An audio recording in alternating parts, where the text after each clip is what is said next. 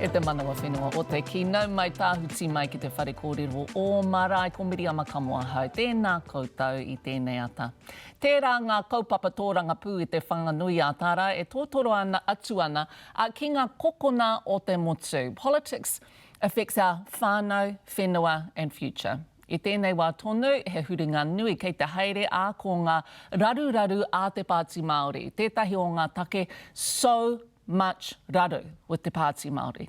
Kia titiro atu tātou. A whiowhio ana ngā waka neke o te ao tōranga pū. A tutu ana te pū e ui roto i ngā wiki tata nei. Some bad stuff happening in Te Pāti Māori, why am I not speaking out? Mātua rā kua motu ngā here o Irukapa Kingi o Toitu te Tiriti mai te waka o te Pāti Māori. Me te aha, he huanga whaiwhai te putanga.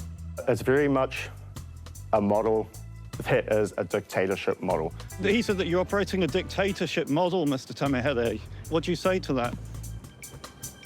It's a beautiful thing. Ko tā te Pāti Māori kua tai ki te wā kia mukua o rātou ku rakuraku. Kia whakatau rātou i a rātou anō. Mea rawa ake ka puta tētai emera ki ngā mema o te Pāti ki te Māria. Did you overspend on your budget this year? There was an adjustment that I had to make, and I did that with the full, in line with budget rules, spoke with, and with the Speaker's directions and with the Speaker. Wai hoki kei te tau patu hia te pire wakahou i te ture takutai moana ki ro paremata.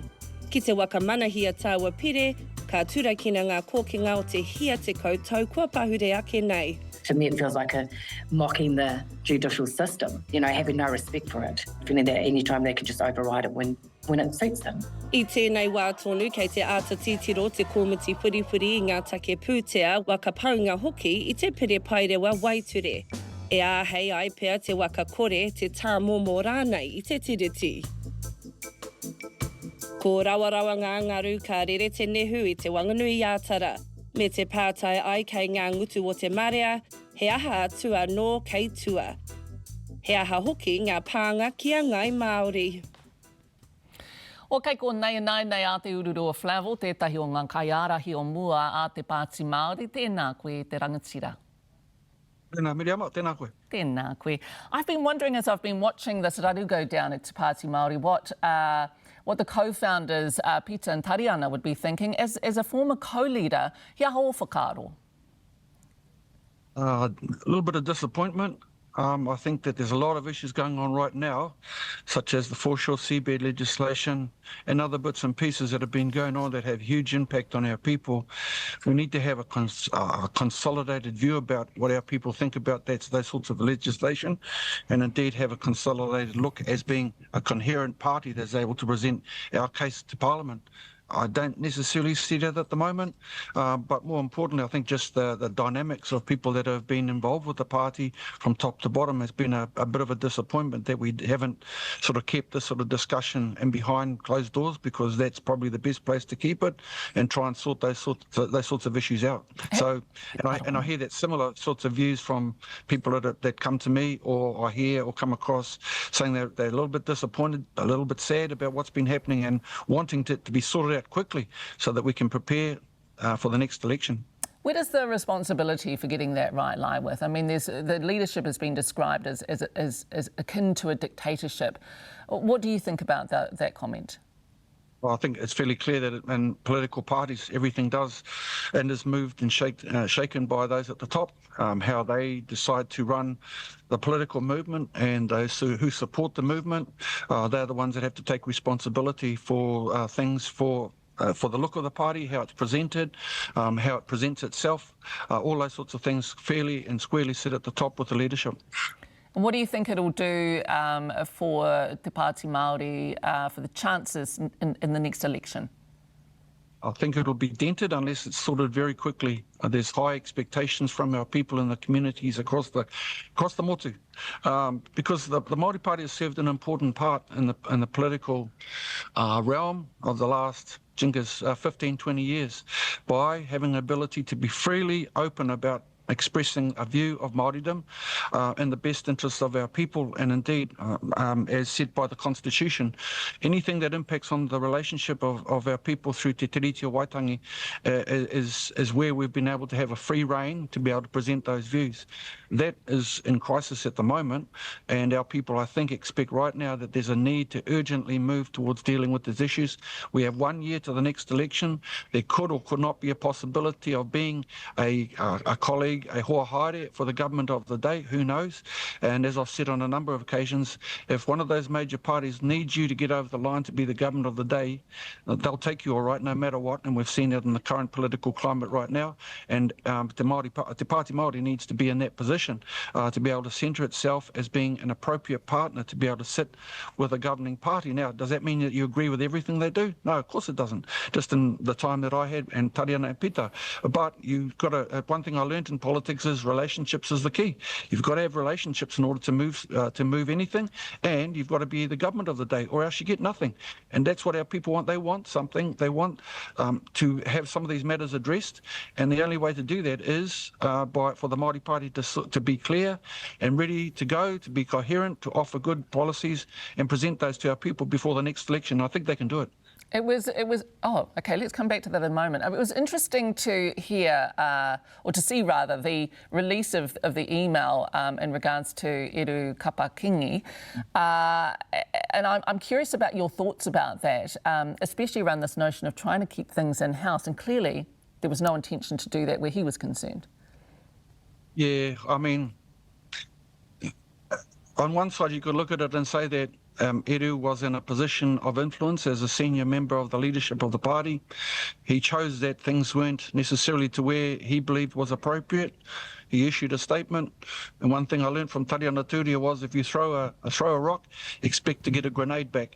And in that regard, you probably got a grenade back, all right. But should he have got that grenade? Surely that would have been a moment for the party to say, OK, let's actually take the reset that we're talking about and not throw back a grenade. Probably, but it was probably inevitable as well. I mean, if you put out allegations into the public arena, then you've got to expect something come back. And the downside was it came back on the back of Oreni's speech, which was wonderful, and off the back of the reset that was set up for the day. It just was bad timing all the way around. And so, you know, it is what it is. You got to move on and look towards dealing with the situation that they have. If you were leading now, or if you were advising this party now, what would be the key thing you'd say in terms of resetting this situation? Well, in my view, and I can't talk too much about it because I lost my seat and almost lost the Māori Party as well. Having said that, I mean, the key here is to be cohesive and as one. Matua Whatarangi would always talk about that. Maintain kotahitanga. It's one of the key strengths of the party, or rather, at least it was a part of the Constitution and remains a part of the Constitution. You've got to have cohesiveness and talk with one message. The reset is probably a whole question on a wider sense because it talks to an ability to work with other parties. And at the moment, some don't want to work with the Māori Party and others definitely don't want to work with the Māori Party. But, you know, I know my political experience, if they want to get you over the line, if they want to be government, they'll do anything to get over the line, and in particular to bring you across, and then you start talking about what are those conditions. So we've got to decide whether we want to be in government or stay on the crossbenches and be in opposition. That's probably at the key, at the heart of a reset, in my view.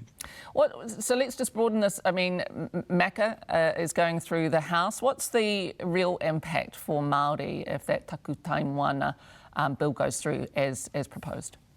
Disastrous. Huge impact on our people with respect to constitutional arrangements that we have. I mean, it just flies in the face of everything that's been done in the last 15 years or so, 15 years plus. I mean, the national government at the time worked with the Māori Party to get this, and this was a compromise. The bill as it was a compromise even from our part. Why? We had to compromise because that was the nature of the relationship, but we were able to move things because we were in a position to be able to negotiate with the National Party at the time, and thankfully, people like Chris Finlayson and Bill English, John Key at the time allowed that to happen. So that bill was workable. Every court told us that, and our people had the ability to test ownership over the foreshore and seabed in the court of law.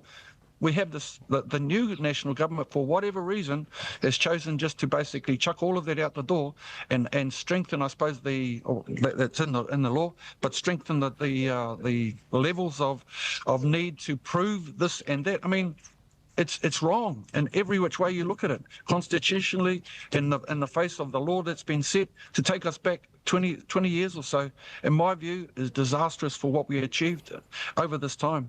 And it should be voted down. It must be. I imagine that you have been thinking a lot about the relationship that you had with National, especially looking at this particular coalition. And we've got MACA and we've got the Regulatory Standards Bill. What do you think will happen if that Regulatory Standards Bill goes through as well? It's just a very unusual and tricky environment for Māori. Well, let's put the whole package together. Clearly, on the face of it, you'd say that there's an all-out, it seems to be an attack on things that are associated with kaupapa Māori. I mean, at the very basic level, to change a passport, for goodness sake.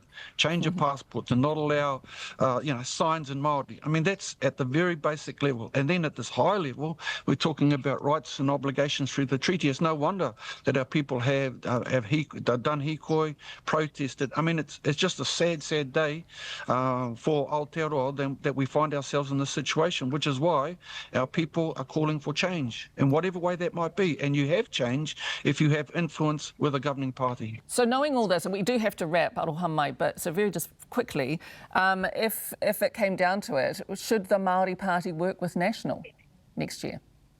Our line was back in the day that if you have to work, that if there are benefits to be gained by working with either National or Labour or anybody else actually, and there's an opportunity to change for the better the lives of our people, then you've got to consider it. You've got to consider it seriously, or else why be in the game? And that's what I think is at the heart of possibly what should be a reset about how the Māori Party sees itself moving forward, because that's the call. Our people want positive change. They want some change in their lives. They want to see people who can give influence and have influence over a governing party, because at the moment there's nobody checking on and holding back on the legislation that you talked about earlier. I mean, in my time, very quickly, we were able to turn over the designation of Rangitahuahua as a national park. Why? Because of the relationship with the government. That's so all what relationships remain on the table and just assess the packages as they come, I think, is the kōrero here. But e te rangatira aroha mai, we do have to finish. Te oruro Flavel, tēnā koe i nā whakamaramanga, mihi nui ki a koe. Tēnā koe te katoa. E whai ake nei, ka tūtaki tātou ki tētahi te maiti whai Takiwātanga mi ona pukenga whakawhiti kōrero mā te mahi toi.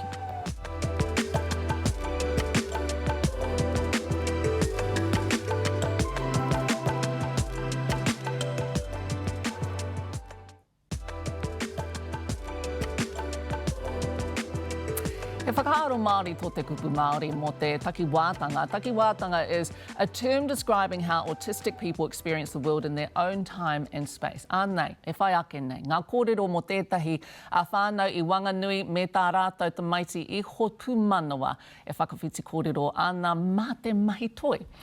Lee Marama McLaughlin, tēnei pūrongo.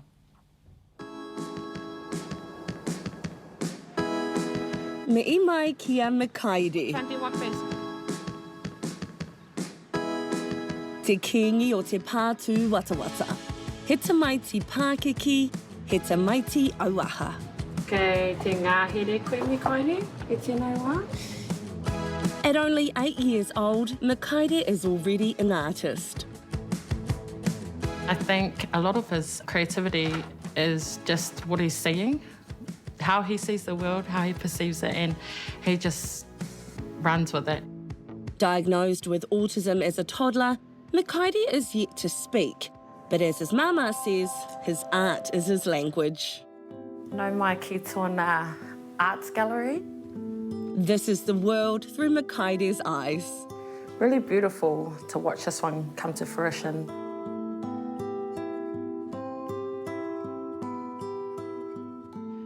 I feel in that moment when he is in his, creative space and really expressing himself, I feel a little connection, it's amazing because it starts off with just one little thing and you don't think anything of it, but it evolves and it evolves and it just becomes something else.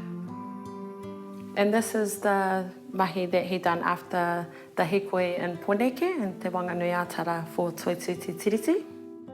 I think specifically when we've had kaupapa, when he's had seen something, felt something, been amongst something, that's when he becomes creative because he's seen something and he's like, oh, I need to get this out of my head. You know, it's a cognitive, like tana hinengaro, like he needs to unpack what's going on up here, and he does it through his mahi.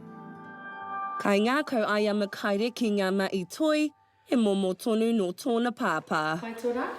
No, I think it's quite amazing and, you know, his art's very impressive and it's a sort of a family thing. His art style has evolved over time too and he's created some pretty amazing artworks.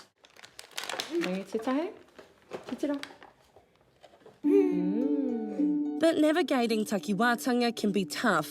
Doctors initially dismissed their concerns about Makaire's development. Korimako fought hard to get a diagnosis, and only then did the doors open to support. A lot of people, they just kind of see from the outside. What are some of the challenges for you as a wānau? There's so many challenges, and most of the challenges is the system, really. It's the health system and how, not just the health system, but also, you know, the education system as well. The most challenging part is reaching out to others. Some people are quite reserved with, you know, with their tamariki, that they watch but they don't really interact or anything, which I highly encourage them to, because to be honest, it's been quite lonely, but there's a positive to that, you know. It teaches us. Mikaere has really taught me, you know, to be strong and to just carry on, to push through, and to be, you know, resilient. E aikia Korimako e maa ngā akoranga hei āpina i ngā mātua o ngā tamariki whai Takiwātanga. E aki ana ia kia arohatia ngā tamariki katoa a hakua ko wai. Everything's a mystery to them. They're just really curious about what's happening, what's going on. When Mikaere has been misunderstood, I like to educate them from a respective approach, and just try and just gently let them know that he is a unique child, and he's just learning about the world, really. That's all that they're doing. A māmā on a mission, she's building her kete o mātauranga in Takiwātanga, even developing community resources like this, a core board at Kowhai Park. They're able to just go up to it and just point out what they want. So often it'd start with pirangi, like I want o, ki te haere, ki, and then they'll point at where they want to go.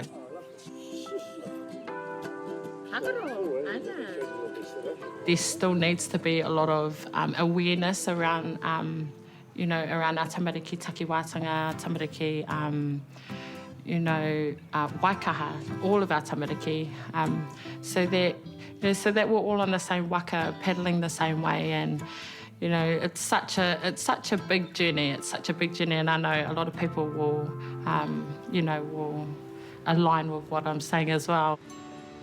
The biggest goal is acceptance, you know. If you're not accepted anywhere, then you're not going to feel a sense of belonging. You're not going to feel you have a place. Titiro, this is your favourite gallery, eh? Yeah, you love this one. The whole cool thing about Takiwātanga, you know, according to Kiriopai, is, you know, you have to just allow them to be in his own time and space, and that's the whole beautiful thing about Takiwātanga is you just never know what's going to happen tomorrow. What do you want people to know about Makaire and our tamariki who have Takiwātanga? Just follow their lead. They are leaders of today and tomorrow. Just whatever interest that they have, just follow it. Just be supportive of them and just love everything that they do. The world is his canvas, and I'm just here to support him and be his kaitiaki.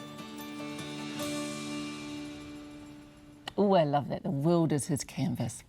E whai ake, kua puta mai ngā kitenga motu o ngā pōtitanga rohe. Our panel is next to discuss the implications of the local body election results.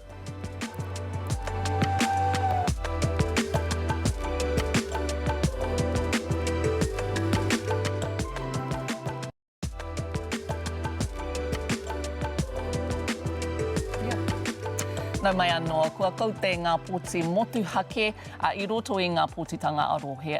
Kua puta ngā whakatau mō te nuinga o ngā rohe. 24 districts scrapped and 18 kept the Māori wards. Ka taia pia I nei mātanga te wete I nei take.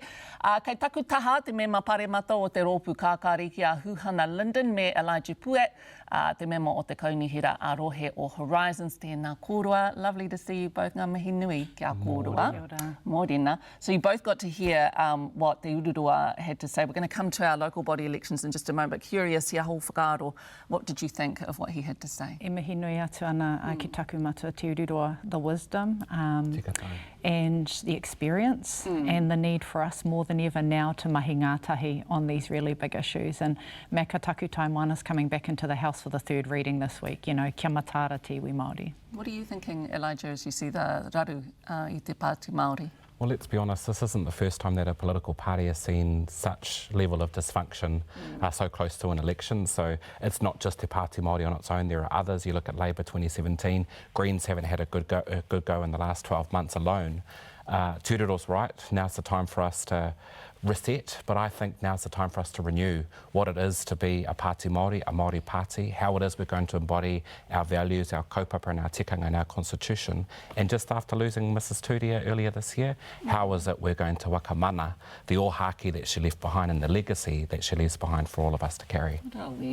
I saw your flowers this morning, putsi, tāhua. Congratulations, whakanuia. Thank you. So tell us about that race. Yeah, so I'd been a Ruapehu District Councillor in the term before last and then unsuccessfully stood for Mayor and lost against someone who was the Mayor in the 90s, so congratulations to him who got back in again. Anyway, I was looking for something new and something different to do, and so I looked at Regional Council, put my name in the hat and stood against three of my relations from Raitahi, the Big Smoke. Again, not very strategic at all, but came out on top with 1,100 votes ahead of the next person, and I'm excited, I'm honoured, and really excited to be back in the game. Ka pai. Tell us what you're thinking. After the results where we saw only 18 voting to keep the Māori wards, what were you thinking about that, Huhana? Look, you know, we're a victim of democracy, really, as Tiwi Māori, and the referendum itself was a real tūkino on us. But also I take hope by the voter turnout and the general support across our communities, and the way that tangata Tiriti and Tauiwi stood alongside Māori to campaign. It wasn't just us alone. We had a mobilisation across the motu, so I'm really grateful for that, and I think it's, you know, just shows that we've got more work to do as a country. Yeah, because the overall vote, when you look across the country, more people voted to keep Māori wards than to reject them. So what did that tell you, Elijah?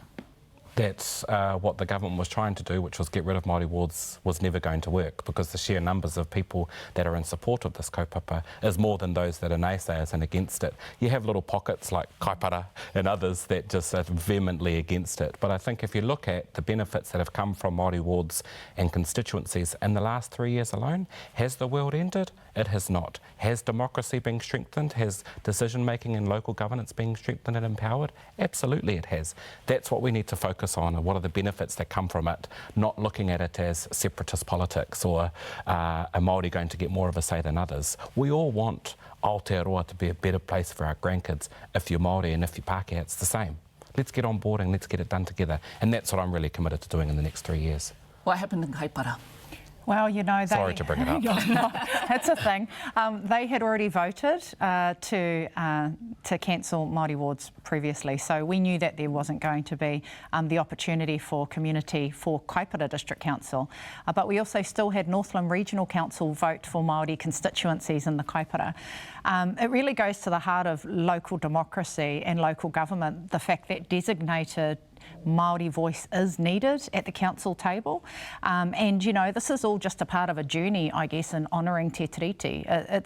We're not there yet, but kaipara has been really difficult for the iwi relationship, for Māori community relationship, you know, the cancelling of those memorandums of understanding and the relationship agreements between iwi and council have been horrific. So, you know, Snow Tāne lost by 21 votes, the former GM of Te Roroa, so mihi to him, but Josephine, Nathan and him are both in as councillors, which is great, and aroha to Fiona Kemp and other Māori who stood to be, you know, that kanohi for the Hapori Māori and for the iwi in the district. But, you know, there's more work to do in the kaipara, I can tell you, far out. Ki kahara koutou o kaipara o te tautoko rau. So I know that you see broader positives, Elijah, in the results. Tell us about that. Yeah, I mean, you've got 18 councils out of 42 that have agreed to Māori wards. You need to look at the number of Māori councillors in general seats, look at the numbers of Māori mayors. We've got 6 across the motu. That's fantastic. Some of them are returning, the likes of Moko and Whaiawhai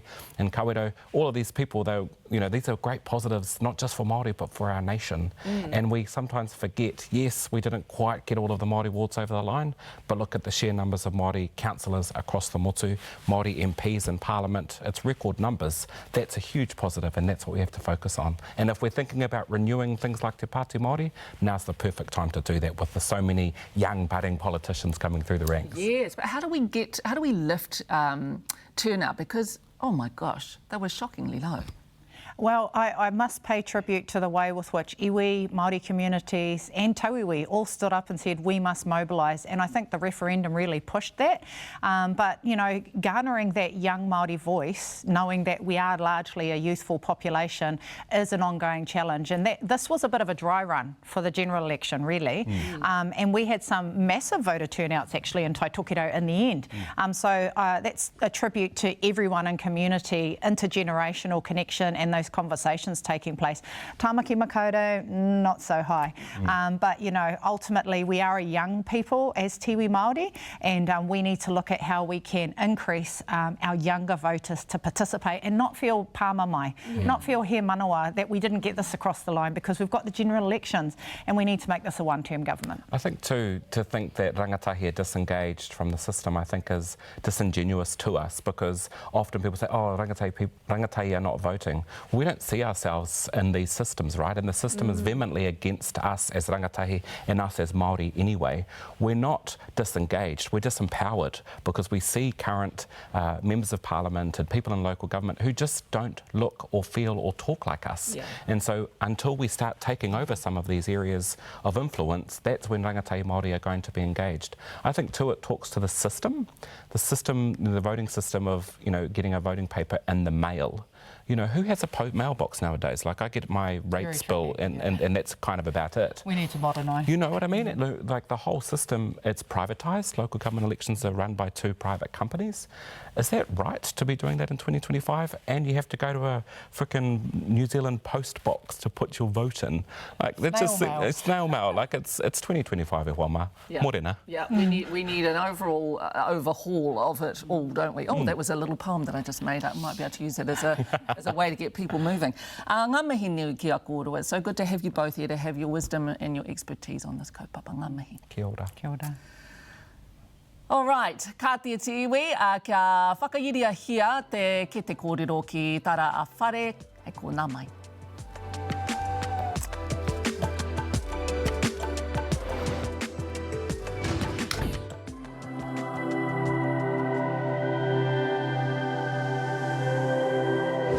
Ko te reo, te take.